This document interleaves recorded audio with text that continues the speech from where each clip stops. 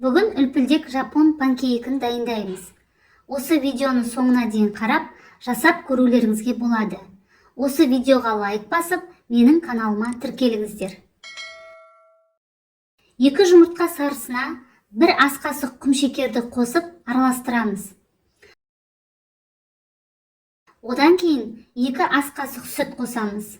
Сүт бөлме температурасында болуы қажет. Кейін 4-5 ас қасық ұн қосып араластырамыз.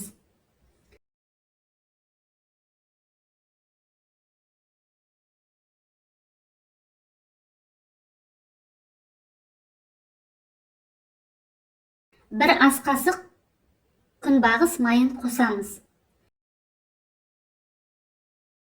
2 жұмыртқаның ақуызына 70 грамм құмшекер қосып, қоюланғанша миксерлейміз.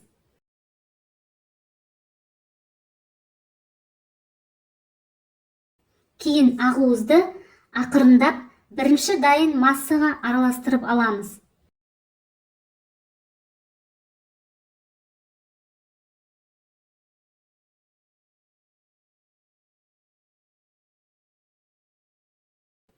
Осындай үлпілдек масса шығады. Дайын болған массаны табамызға аз-аздан құямыз. Табамызға кішкене судан тамызып, қақпағын жауып пісіріп аламыз. Дайын панкейктерді жеміс жидектермен әрлеуге болады.